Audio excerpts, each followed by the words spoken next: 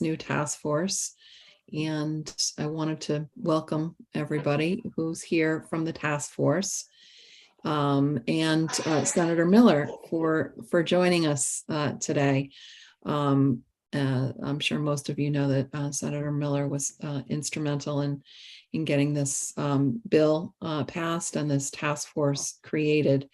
So I think maybe before we all introduce ourselves, Senator, if you would like to say a few words or anything to the task force, or perhaps this is not the right time. I see. Oh, there you are. Okay. No, I'm here. And thank you very much. I want to thank you and Mark for taking on the charge to co-chair this committee. I'm hoping Welcome that to Zoom. Enter your meeting ID. All right, I'll wait for that person to come on. So I'm hoping that we can get some good sound policy out of this task force.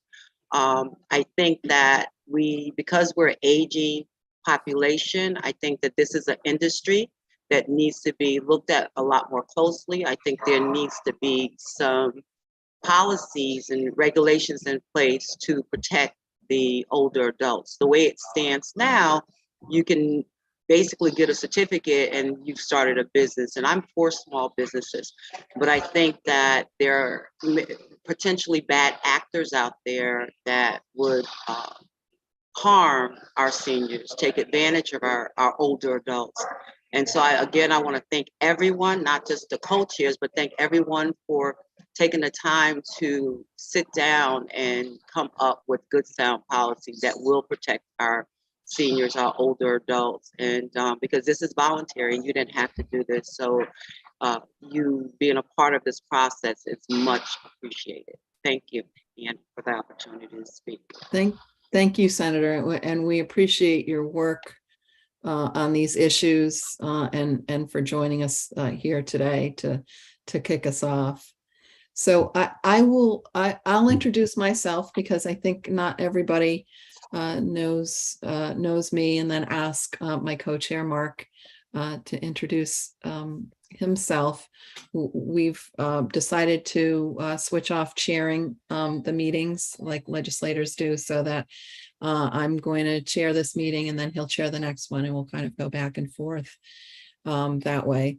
So I'm Ann Foley, and I know some of you quite well from my work. I was a senior policy advisor to the Secretary of OPM under 4 governors, and Undersecretary for Health and Human Services under the last 2 governors, Malloy and Lamont, but retired almost 2 years ago now. And but I'm quite thrilled and pleased and privileged to be asked to participate on and chair this task force. I was actually involved way back, 15 years ago, when the original language for registration was put into place, when we didn't have any kind of oversight at all over homemaker companion agencies, and decided 15 years ago that we needed some kind of structure in order to, as Senator Miller said, protect the consumers and clients of these services, as we do have an aging population in the state. But clearly, 15 years is a long time, and things have changed demographically, things have changed structurally, and I think it's just really the right time to relook at that system.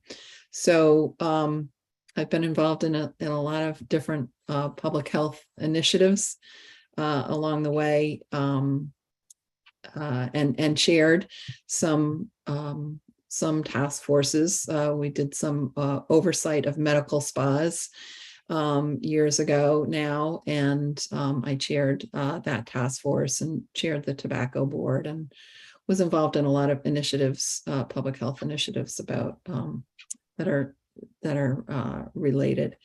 So that's my my background.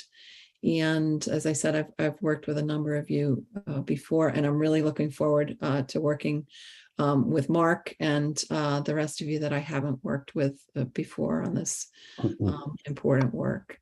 So I will turn it over to my co-chair, Mark, to introduce himself. And then after that, we'll want to hear from all of you. And also, if you can speak to what it is that you're interested in getting out of this task force. So Mark. Thank you, Anne. My name is Mark McGoldrick,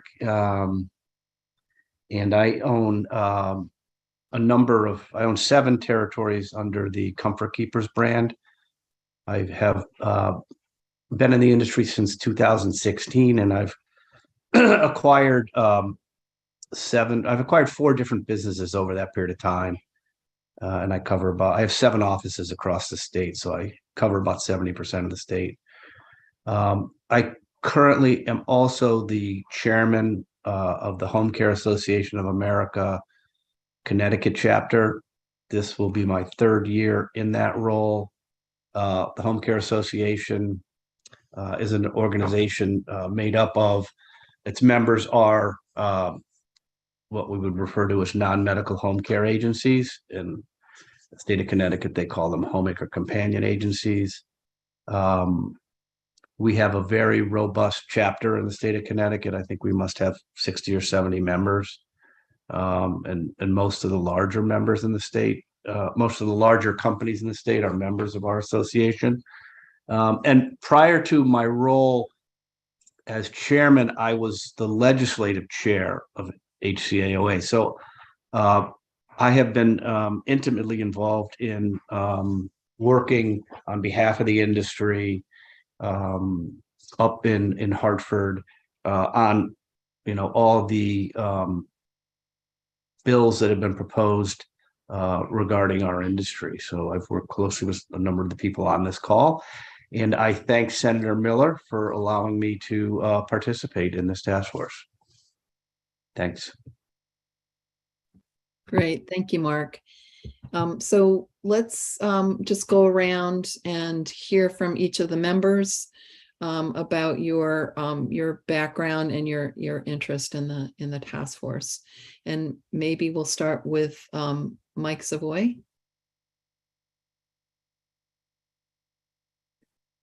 And wait, you are muted. I don't know, Cameron, do you have to unmute?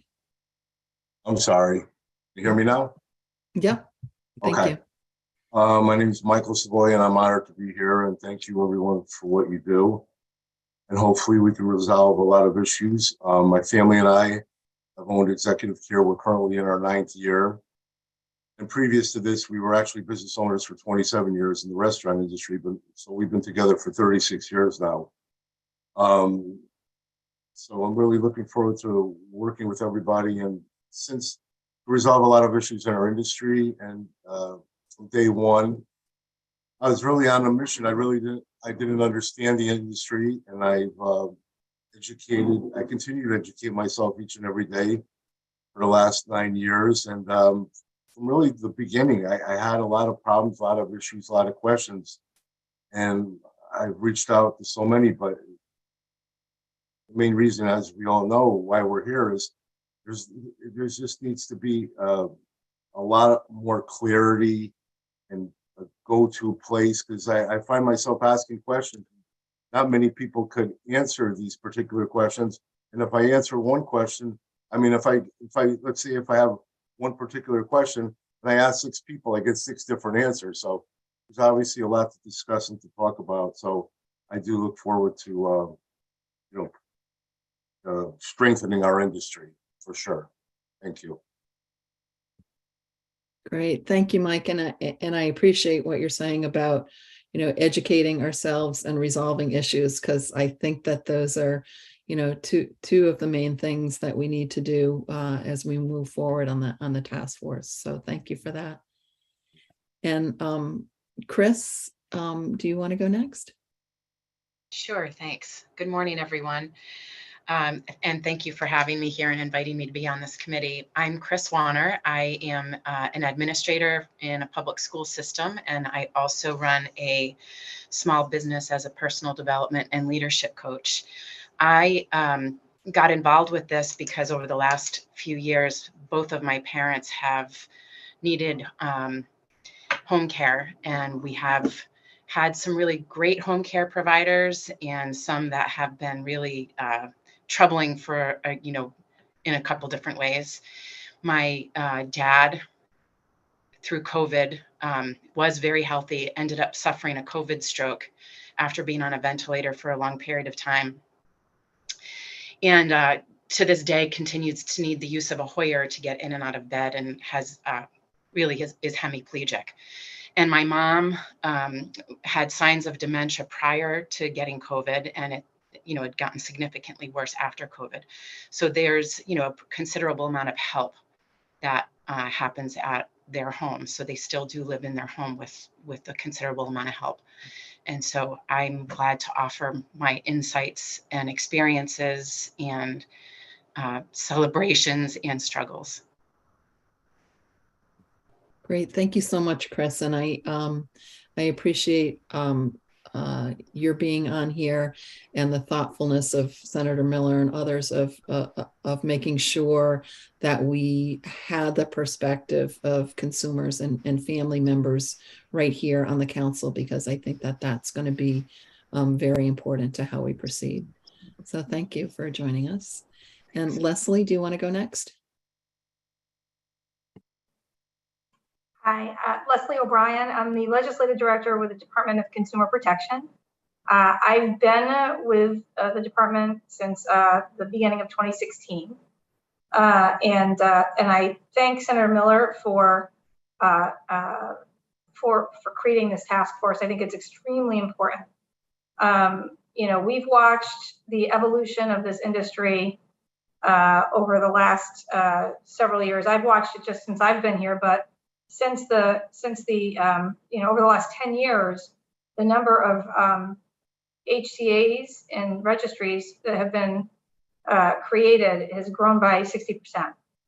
And we're still dealing with, minimal staffing and statutory and regulatory frameworks that are much different from, I think, when this started 15 years ago.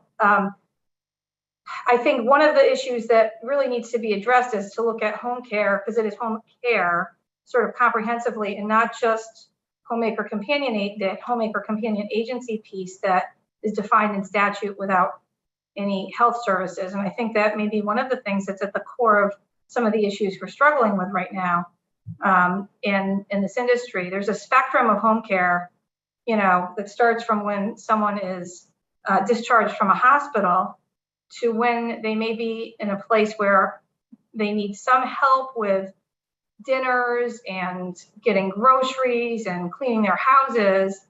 And there's everything in between, including to Ms. Weiner's point about her parents, where there are health issues sometimes where people need assistance too. And so looking at the full spectrum of home care, I think is important, and every state does this differently. So there's no sort of, I don't know, there may be a right way to do it somewhere. I don't know, hopefully we'll find out, but I think it's really important. This dialogue is incredibly important. And I think we all, looking at this open-mindedly to see sort of what we should change and how is important. We're really struggling at DCP to figure out how to manage the massive growth in this industry with what the statutory constraints are, and recognizing that the most important thing is protecting consumers and ensuring public health and safety. That's our number one goal. And so we're really thrilled that Senator Miller took the leadership to create this, and appreciate Ann and Mark, your willingness to co-chair this really important task force. Thanks so much. Great. Thank you, Leslie. And I think you've identified a critical piece of this is that we shouldn't be looking at it in a vacuum. And I agree with you that there seems to be, just from my perspective, some overlapping issues with other kinds of home care. So thank you for bringing that forward. And I think that will be an important piece of what we look at. Okay, Anna, do you want to go next? Sure. I'm Anna Dorgazi. I'm one of the policy and outreach directors at AARP Connecticut. I just want to echo the thanks to Senator Miller and to the Aging Committee for really making this task force happen. One of AARP's missions is to empower people to choose how they live as they age. And more we see that people are choosing to age in home and community-based settings. And the state's done some great work in the last 20 years or so to make that a reality for people. But one of the things that we're seeing now with Homemaker companion agencies, home health, some of the waiver programs, is that there's a very, very disjointed consumer experience. A lot of people come into needing home care services at a moment of crisis in their life and find it really confusing to understand, if there's a problem, do I call DPH? Do I call DCP? And they're just, it feels very unclear. I get a lot of very upset, very surprised calls from consumers who are saying, I didn't realize there were different standards for background checks between my Homemaker companion and my home health aide. Why is this happening? How do I fix this? So I think from AARP's perspective, we're really interested in what are consumer expectations in this space, and how do we give them a good experience while also being really supportive of a workforce that's stretched really thin and also needs some support. So thank you for letting AARP be part of this. Great, thank you, Anna. And we are so glad that AARP is part of this. I liked what you were saying about alluding to the fact that I think Connecticut's been really pretty successful in rebalancing our system of long-term services and supports away from skilled nursing facilities to other options that people have. And I'm glad that one of our charges that we're going to go over later is around what you were mentioning is public awareness and any education strategies that we need to bring to the public so that there is more clarity. So thank you for pointing that out. Louis, do you want to go next?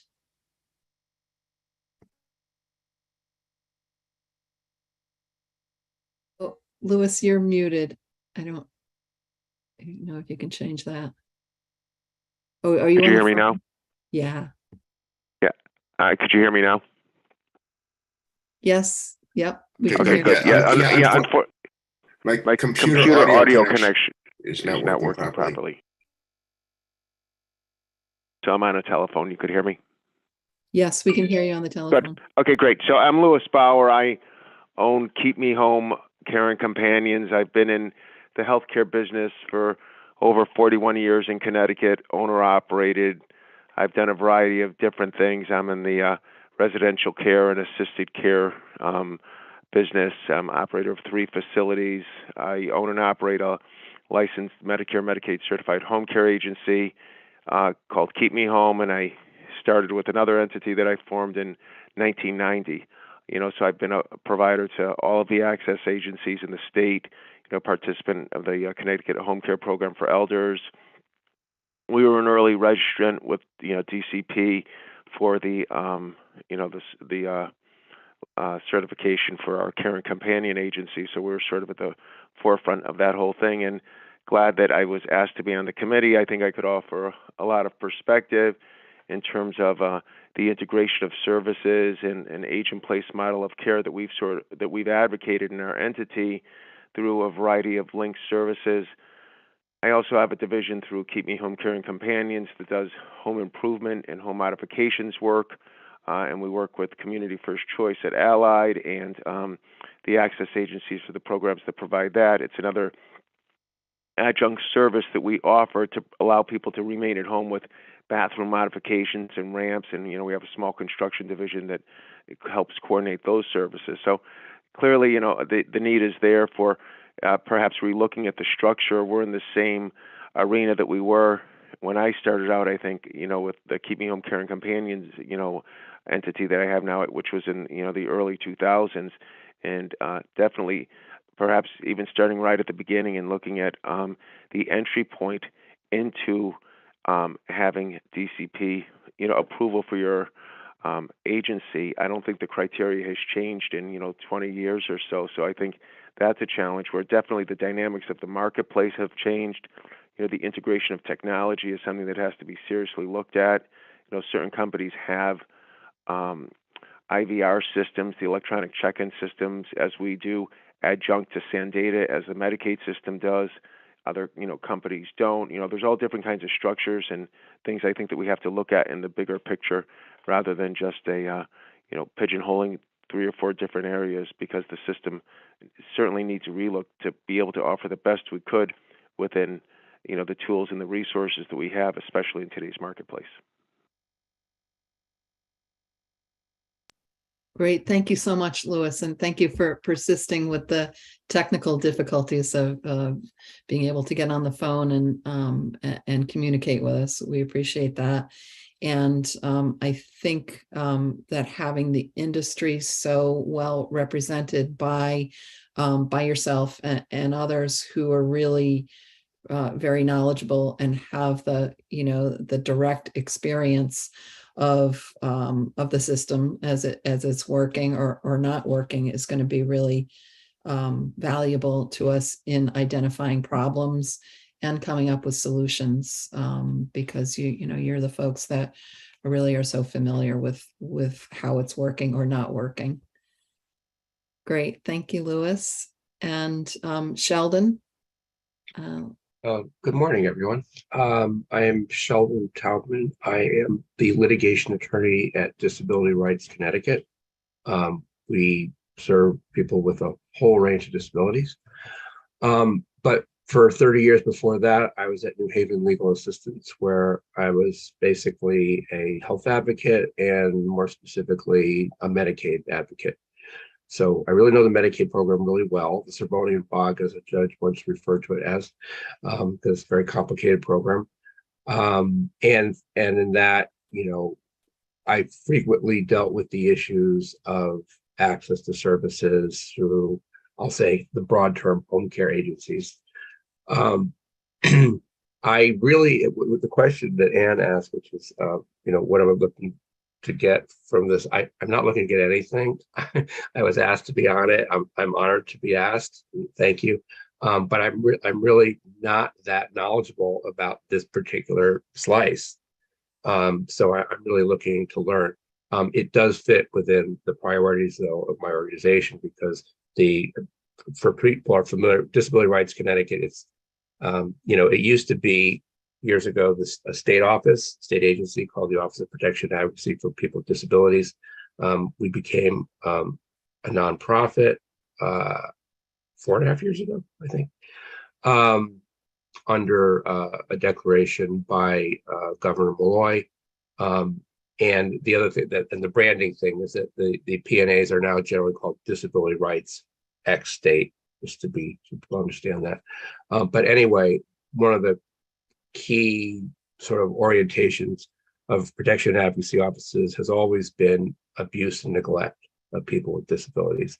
And so I have heard indirectly of such concerns of poor quality service and nobody to complain to, and issues not being addressed. Again, I really don't know much about it. So I'm looking forward to learning. But again, thank you for inviting me. And it's a pleasure to see Anne, who I worked with for many years. She retired, and I said, "Oh, that's too bad." And it's nice to see her again. I'm looking forward to working with her.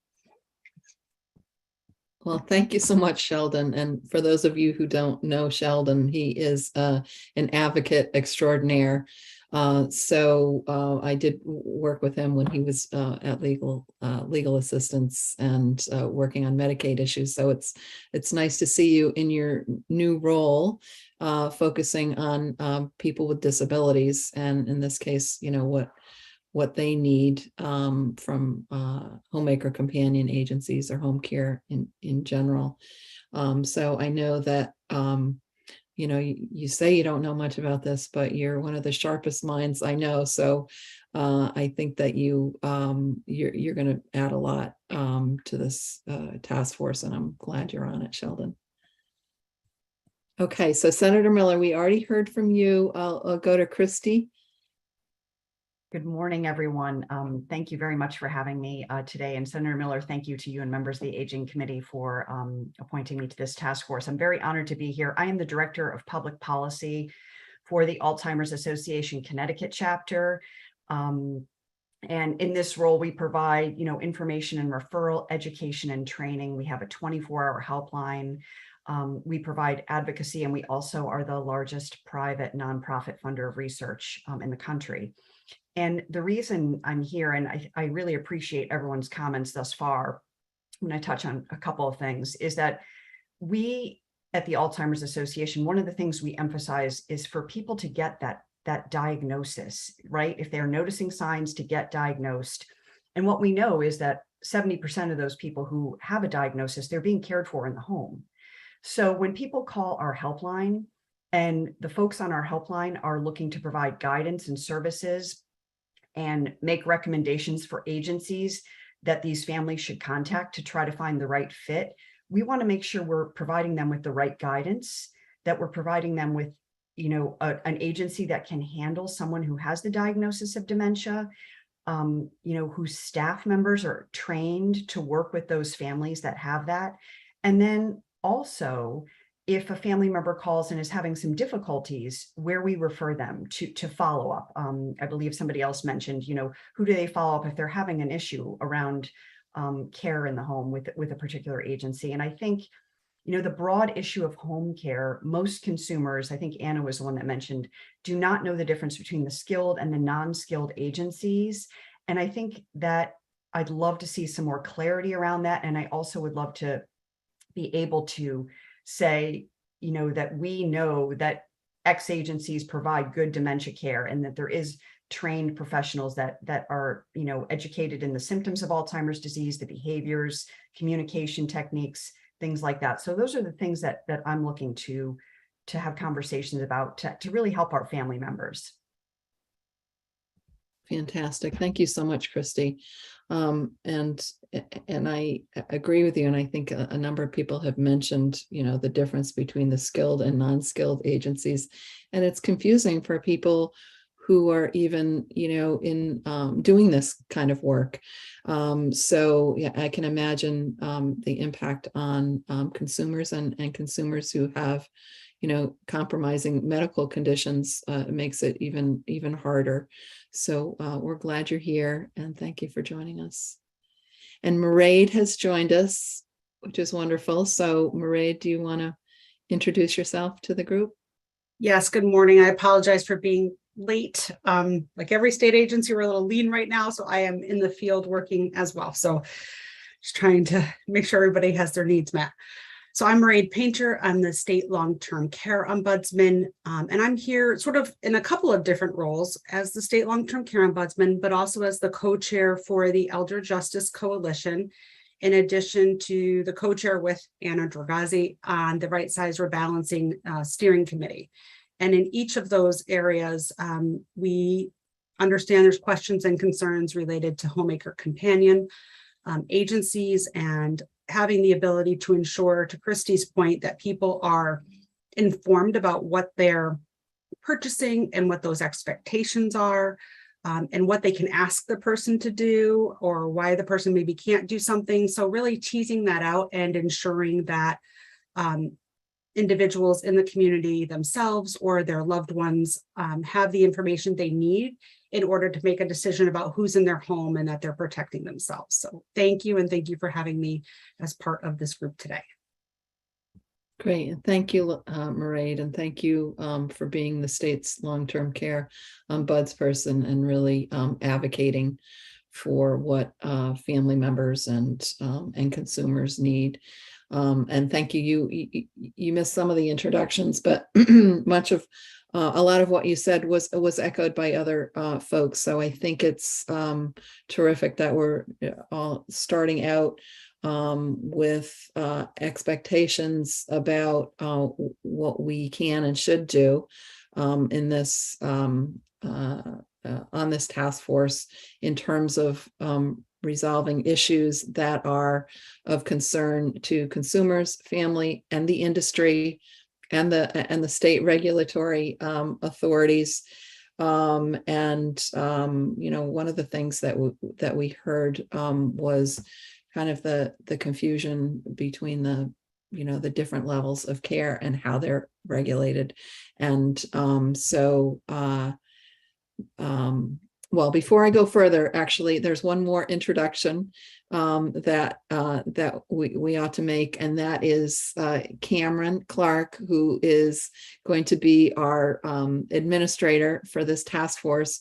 And we're so pleased to have Cameron doing this work for us, because just behind the scenes to set up this first meeting, he has been really invaluable to Mark and myself. So Cameron, if you want to say a little bit about yourself and anything that you want to tell the group from an administrative perspective about how we'll be proceeding. Hello, everyone, and thank you for that kind welcome, Ann. I'm the clerk of the Aging Committee. I've met a lot of you before, I'm sure. My job is to, as Ann said, to administer this task force as directed by the chairs of the task force, to handle out invites, meetings, agendas, live streams, and whatever else is requested. I'll be handling roll call of votes when needed. And if you have any questions on procedure, I'd say most of the time I should be able to answer them, or at least point us in the direction to get an answer for them. Thank you. Thank you, Cameron. And I see that Senator Miller has her hand up. So I don't know if you can unmute yourself and Yes. just go ahead and say something. Thank you, and thank you for introducing Cameron. I forgot to do that, so thank you very much. And Cameron, I want to say thank you as well, because you've kept me on task and making sure that this group was, make sure that we were able to man the task force. And so thank you very, very much. And I just want to mention, I was wondering if you could speak to, before we adjourn today, you speak to the decorum of this task force. I think that's very important that we know the decorum. I don't expect any bad behavior during this task force, but I just think that it's important that we know the expectations of our behavior as members of this task force. So I don't mean to put you on the spot, but if at some point before we adjourn, thank you. Yeah, certainly. I'm not sure I have much to say in that regard, because I don't expect any concerns. I think that we all recognize that we're here to accomplish a goal, and that we all bring different perspectives and perhaps have different interests. But I really don't have any doubt that we will be able to achieve our goal and come to some kind of consensus, even though it may be emotional for some people. This is a very important issue, either being affecting their profession, their livelihood, or their family members. So I guess I would just ask everybody to be respectful of other people when they're speaking, and remember that everybody's coming with an open mind to listen and respect different perspectives than their own, and just be open to some possibilities that they may or may not have perceived of before starting this task force. So, and I don't know if my co-chair, Mark, would like to say anything in addition to that about that topic, Mark. No, I think, Ann, you've covered it well. I think just being respectful, right? We're all in this together. So that's all I would add. Thanks. Right, I agree. And I think that came across in, people's introductory comments, that we all really, I think, are looking to achieve the same goal. So, so thank you for that. And so I think that's a good segue to talk about, what is our goal? What are our charges? The bill, I think, provided some really good specifics about things that we should look at. Although it was kind of just a general, task force to study issues concerning homemaker companion agencies, there were also 6 particular items that we have to address.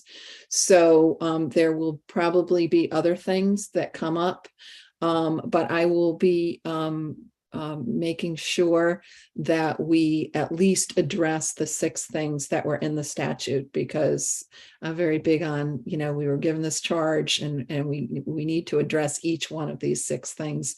So I just want to run through them. They're in the legislation. I'm sure that you've all read the legislation, and they're also on the agenda right here. We wanted to put them forward to you just to focus us on, what should be our main attention and charge. So I'll just read them perhaps for people who don't have the agenda in front of them, and then open it up if anybody has any questions or comments or concerns or anything that they want to say about the charge, the end that we're trying to achieve, and then we can talk about how we're going to get to that end. So the first one is potential changes in qualification and registration criteria. The second one is the adequacy of system for resolving complaints. Both of those were kind of mentioned in what you were talking about when we went around. The third one is potential changes in training and recruitment methods. The fourth is potential public awareness and education strategies to facilitate choice of agency. And I know that Anna and some of the other advocates identified that as a major concern. The fifth one is authorized services versus advertised services and need for limitations on advertising. I think that goes along quite closely with the previous one about, educate public awareness and education about, what's really available. And then the last one is best practices nationwide to ensure quality services. And then we have to, before I get on to how we're going to do that, maybe I would just open it up. Does anybody have any questions? And certainly while Senator Miller's here, she may be in a better position to answer. If people have any questions about those 6 items or our charge. Now, our charge says that we can include other items to look at as well, but we have to address each one of these. So were there any questions that people had on those 6 items? Would you mind just repeating the first one? Sure. The first one is potential changes in qualification and registration criteria. So the issue there is whether any changes are necessary in qualification and registration criteria for agencies. So what is it that agencies have to do in order to get registered? What are those standards for agencies to be registered? And that, of course, presupposes that, we're going to continue with registration and just make some changes in that regard. I think that there are, some other options for us that I think we'll learn more about as we go forward. Is that helpful, Chris? Yes, thank you. Okay, great. Anybody else? And those, those are right in the legislation, which I will say for those who are perhaps watching on CTN, you can find in Special Act 22-12.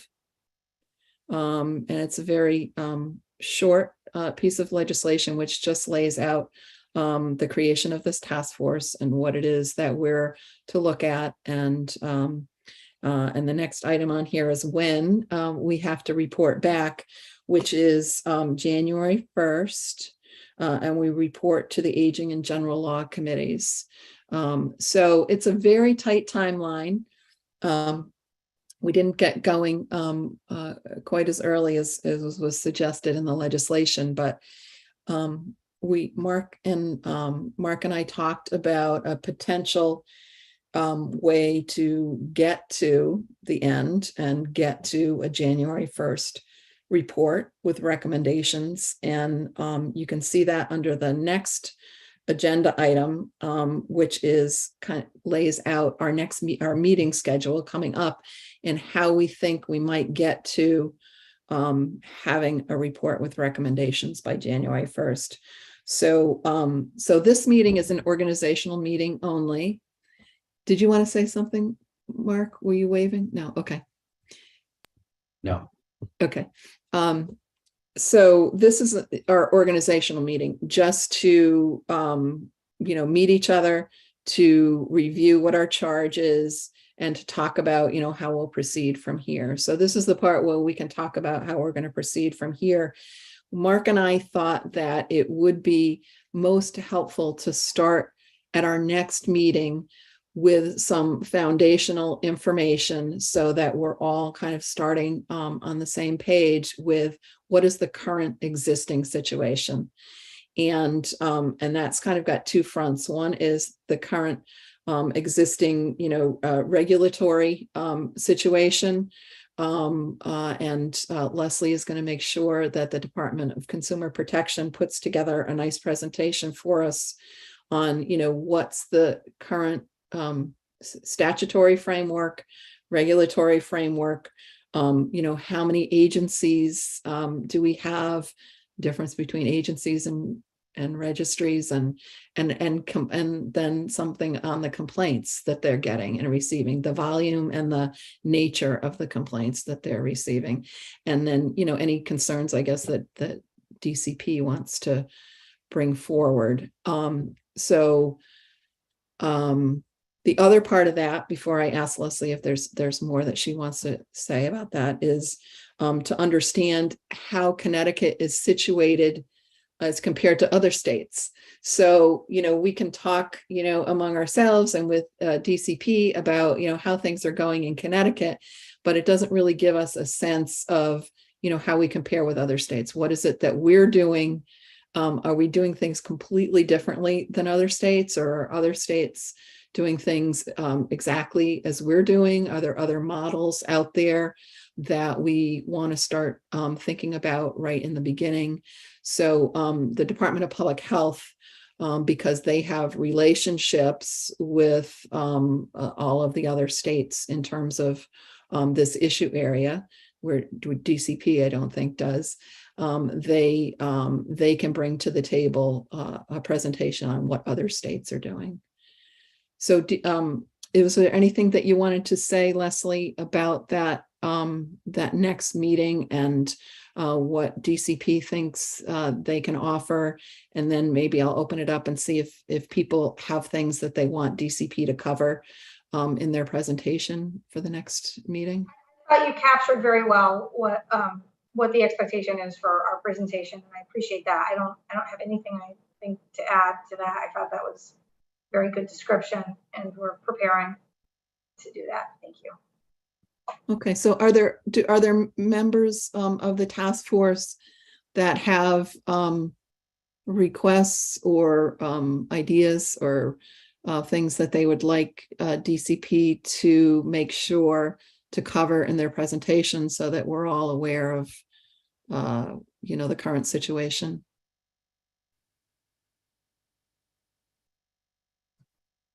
Sheldon? Yeah, I have a suggestion, but it's not really for DCP. Could you refer to just a moment ago, Ann, to that DPH has information from other states, so they're going to, the ideas that they would present as well, right? Yes, that is the idea. We thought it would be a good idea not just to hear about how things are going in Connecticut, but what's happening in other states. So I have another suggestion for the DPH presentation, which is to ask them to also present how they regulate the very close situation of home care agencies. They have a whole scheme. That's a great idea. Just it might be helpful to have that. So we have, and I have to, one thing that Leslie said that I'm very sympathetic to, and that is staffing. There's schemes and then there's reality. So that may be a big issue, both at both agencies, but at least let's, I think, have a good foundation by looking at all the different schemes that are available. Okay, that's terrific. And I just want to highlight for Cameron to make sure that that's reflected in the minutes, because we want to make sure that we communicate that to DPH. They were not put on this task force. And that may be something that, after they present, we think about, how to involve them going forward if we need to or want to. But yes, we need to communicate to them that very good idea about not just presenting on what other states are doing in the Homemaker companion realm, but what they are doing here in Connecticut and the home health care realm. Because as a number of you brought up, it's the boundaries of those two are, for me at least, a little mixed. So it'd be great to hear from DPH about that. Thank you, Sheldon. What did Mairead, you had your hand up? Yes, thank you. And I apologize for being a couple of minutes late, but Leslie, I think it would be helpful for me and maybe for the group. You guys do have some great literature out, like the handbook and some guides. If we could sort of get what is out there so that we can look at that and be ready for the next meeting if we have questions related to it, or if we've heard questions, that way, we're not starting from the ground up. There's already some good tools out there on some strategies that we might want to consider.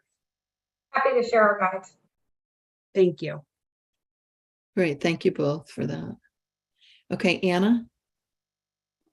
Great, thank you. A couple of things that I would love, if it's DCP or, other agencies, to incorporate into these presentations. If it's possible to tweak out some information about, you had mentioned reporting on some of the issues coming into the agency.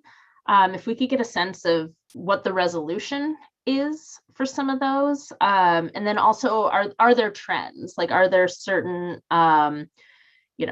geographic trends? Are there types of agencies where we see more complaints? Are there, is there something about how an agency is run that seems to provide better services, just to help us kind of narrow in on best practices? And I think for the education piece, it could be interesting, and I don't know if this is possible, but if we could try to pull out how people are referred into services. So are a lot of people coming into these services from,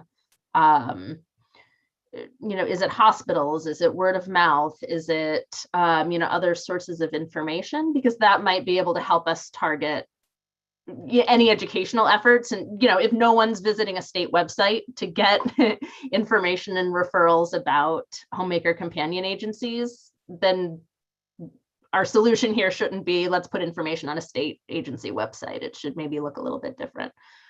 So if that's a data point we can pull out, that'd be really helpful. Leslie, did you have your hand up in response to that?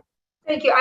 We will be, part of our presentation will include the number of complaints that, or investigations complaints and investigations, and sort of categorizing what they are based on. I certainly will see, to the best of our ability, I can try to figure out in some instances to sort of talk about the results of some of those investigations. So that's fine. I'll add that to our list. In terms of how people get referred, I'll defer to others here. That it's not really within DCP scope. And so who might know that? Mark, I don't know if that's something. Yeah, I mean, I think any of the service providers here could provide, anecdotal evidence of how they get referrals. I mean, I think we all know how we get referrals. It's something that's important to us. So, I mean, we can have that discussion whenever we want. Is that but something that? Oh, I would say, Anna, that certainly for private pay clients, I think the Medicaid side might be a different discussion point on point of entry, but anyone who's private pay is probably not going to the state to get information on the services. They're going probably in most cases to the internet. But yeah, if they're in a facility, that's another matter. But I'm happy to discuss all those things with you. But the internet is probably the number one information source. Great, thank you. Thanks, Mark. And I wonder if is it possible for you maybe just to do a quick survey of your members if there is information? Yeah, we could do something. Okay. We could do something around that. Yes. Okay, I think that would be helpful. So it's because it may be very different agency by agency, and so in order to get a fuller picture, that might be something that would be of interest. Thank you. Mm-hmm. Okay, I don't see any other hands up about the DCP or the DPH presentations, and we can make sure that DPH is aware of something that they should add to their presentation that Sheldon identified. So that's how we thought we would start with the next meeting, which is actually in 3 weeks. That will be kind of a level set, hopefully, that we can all understand information about what's currently happening in Connecticut and what's happening in other states. So then we thought that the next step ought to be to have a public hearing to hear voices that are not on this task force, and allow people to come and just let us know what their thoughts, questions, concerns in particular are about the current system. So that would be at the following meeting, the first week in November, to have a public hearing. I think that, we should be holding, I don't know how the invitations go out, Cameron, but I think we should be holding 2 hours for every upcoming meeting. So this meeting will not go 2 hours because it's an organizational meeting, but hopefully you all can hold on your calendars 2 hours from here on out. The public hearing, depending on how many people we get, may go longer than that. But that's hopefully we can do our business in 2 hours when we have upcoming meetings. So then after the public hearing, we thought that was the time that we could then start to say, okay, we've heard about the current situation here in other states. We've heard about concerns that you all are bringing forward and that the public is bringing forward. Let's talk about potential recommendations for a couple of meetings. We figured that would take a while to, kind of, tease out, what are the recommendations? What are the recommendations that we feel comfortable with to do any, further research on recommendations that people are putting forward. And then hopefully to be able to draft something, even so, a kind of a rough draft for our meeting mid-December, so that we can stick to our timeline and get something in by January 1st. Does that approach make sense to folks? Do you want to suggest anything different, or anything you want us to be aware of?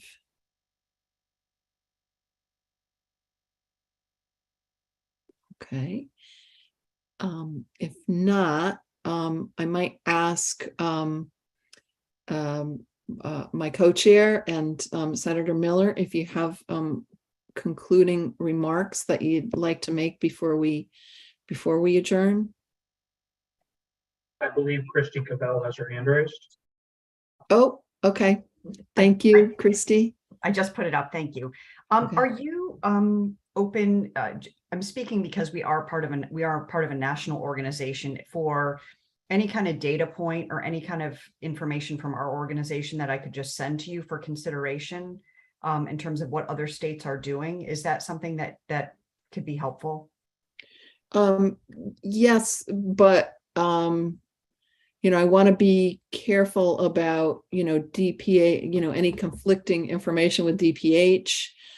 Is that something, do you want to send that to DPH and see if they can incorporate that in their presentation? Or No, I meant just like general regulatory, because we just regulatory and maybe on a couple of states on what that model looks like, just for this committee's edification, not so much for the presentation, but just to have it. And if you use it, that's fine. Yeah, maybe what some other states do. Maybe, yeah, and because that's what DPH is going to focus on. Maybe after, at the same time that they're giving their presentation, because I want to offer them the opportunity to give the kind of global overview rather than focusing on certain states that may or may not be representative of what's happening. So I don't want to, I think that more information is better. I just want to kind of time it so that we're not focusing on, oh my gosh, look at, Massachusetts doesn't have any regulation of, a Homemaker companion. And why are we highlighting that one? You know what I mean? Rather than starting with, here's what all of them do. And then if there's additional information that you or anybody else wants to provide about any particular state, I think that would be great. I just don't want that to precede the information about all of the states. Does that make sense? No, it does. It does. No, it's Okay. just this is supplemental information, not at all preceding their presentation. Okay. Perfect.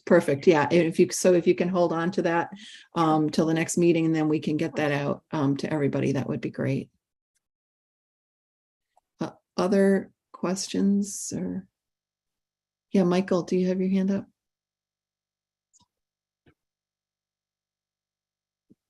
Can you unmute?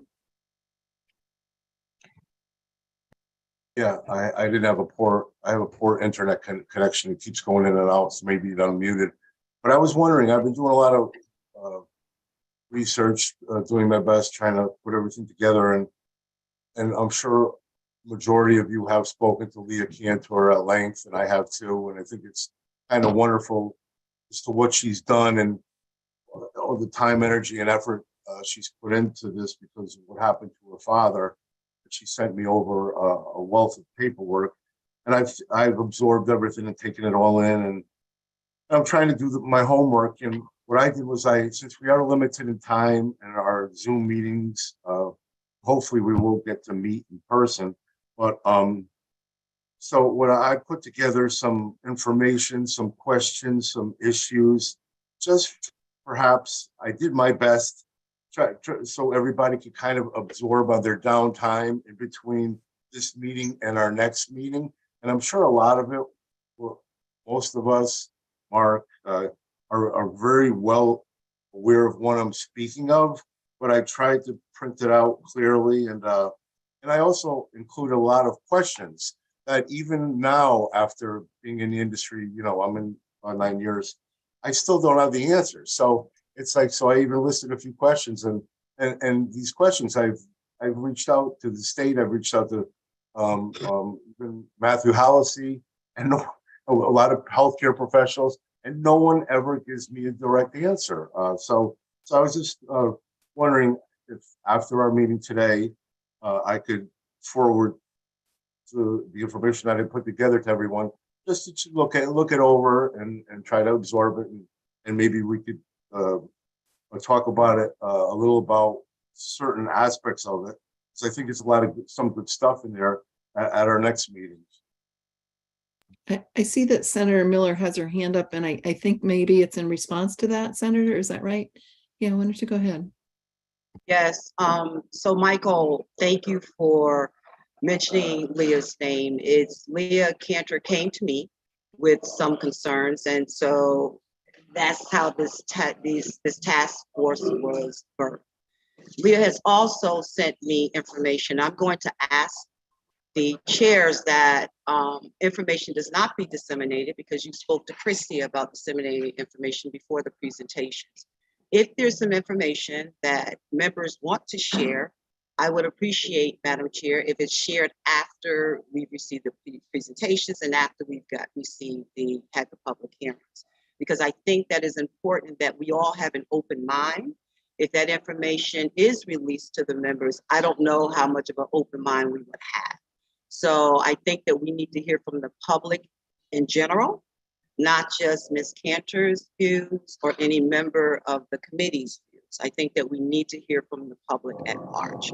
So Madam Chair and Mr. Chair, I would appreciate it if we would hold information until we've gone through the process and we're ready to draft and have our own discussions individually or as a task force. Thank you. Thank you, Senator. And I think we're in agreement with that.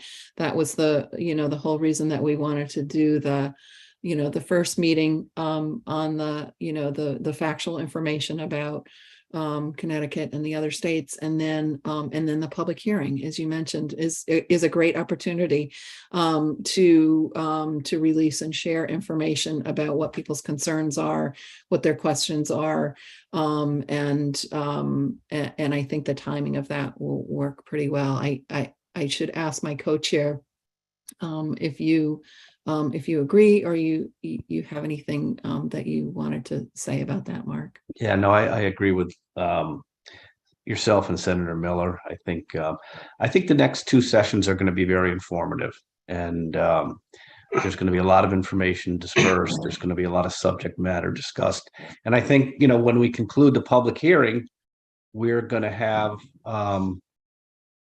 most of the information we will need to kind of start drilling down and coming up with a recommendation. So I think the agenda of meetings and the schedule of meetings is the right format, and I think we should just proceed. Okay, great. And I did. Sheldon, did you want to say something? Yeah. I obviously, what Michael said is piqued my interest with this material. And I can understand Senator Miller saying we should wait because it, could sort of color our perspective on stuff. I guess that's okay, but I certainly want to see it at some point. I assume this person will come to the public hearing as well. So they'll, I assume, I don't know that, but I would assume they would make a presentation. I did want to draw a distinction, though, between that information and what Christy offered. My experience, and this is experience in myself doing it as well as watching other state agencies present. It's a huge task that this country has 50 states and District of Columbia and I think 6 territories. And whenever somebody does a review, and that includes like the Office of and what's the name of the nonpartisan office in the legislature that does Office of Legislative Research. Right, Office of Legislative Research. And they're very good. But even they, when they're asked by a legislator, please look at what the states are doing, they don't really do every single state. And they generally have some states. Maybe if somebody else has done a compendium, they'll be able to cite that. So without in any way criticizing any agency, just sort of the reality of how big a task it is, when you ask a state agency to present something, it not because it's unbalanced, but just because of the realities of how much work it is, it may not be complete. So to me, I don't know what Alzheimer's Association has, but if they have, it's not like just one state, But if it really is an attempt at looking at what other states do, and they have an analysis of that, we'll take it with a grain of salt, of course. But I just think that it can't hurt to have more information. So I sort of welcome that. Just wanted to express that without knowing anything about what the organization has, but just if it is in sort of the general vicinity of an attempt to understand what other states are doing in this, it might be helpful. We see that. We see what DPH says. There might be some overlap. There might be different states. Who knows? Thanks. Yeah, thank you so much, Sheldon. And I want to address both of those. First, yes, I spoke with Leah Cantor yesterday, and she does intend to come to the public hearing. And I agree that we should